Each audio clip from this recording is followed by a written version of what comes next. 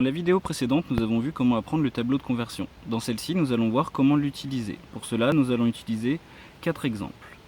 Donc, dans un premier temps, pour une conversion, il faut repérer le nombre des unités afin de le placer dans la bonne colonne. C'est soit le nombre le plus à droite du nombre, soit celui qui se trouve juste à gauche de la virgule. Donc, si je dois convertir 12 km, je viens placer le 2 dans la colonne kilomètre et je place le 1 dans la colonne à gauche.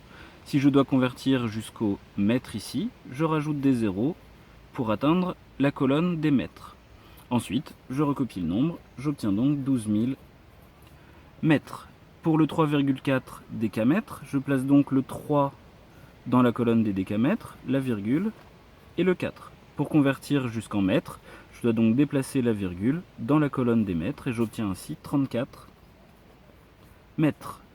Pour 65,3 micromètres, le nombre des unités est le 3, donc je viens placer le 3 et je complète le nombre pour bien avoir 63,5 micromètres. Afin de convertir jusqu'en millimètres, je viens placer cette fois-ci des zéros sur la gauche et je déplace de nouveau la virgule pour avoir 0,0635 millimètres. Pour les mégamètres, même chose, je place la virgule et le 0 dans la colonne mégamètre, je complète le nombre et ensuite je dois venir jusqu'au kilomètre. Je place donc un 0 dans la colonne des kilomètres et je décale la virgule dans la colonne des kilomètres.